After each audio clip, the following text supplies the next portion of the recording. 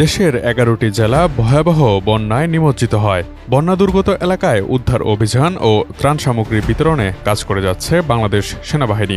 এরই মধ্যে এক সেনা সদস্যের একটি ভিডিও সামাজিক যোগাযোগ মাধ্যমে ভাইরাল হয়েছে। কয়েকজন নারীকে গাড়িতে ওঠানোর জন্য হাঁটু দিয়ে সিঁড়ি তৈরি করে আলোচনায় এসেছেন তিনি।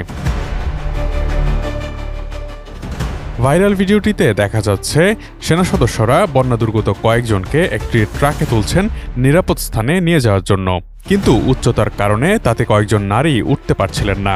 সেই সময় নারীদের সুবিধার্থে নিজের হাঁটু গেড়ে বসে হাঁটুকে সিঁড়ি বানিয়ে তাদের গাড়িতে উঠতে সহায়তা করেন একজন সেনা সদস্য।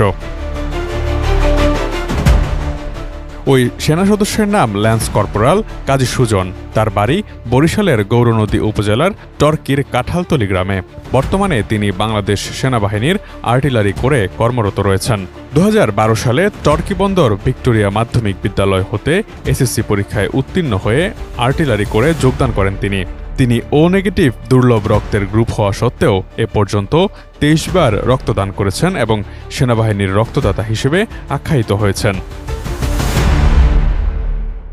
বন্যা পরিস্থিতিতে চট্টগ্রামের ফটিকছড়ি উপজেলার ভুজপুরে বন্যার্ত এলাকার রেস্কিউ টিমে উদ্ধার কাজে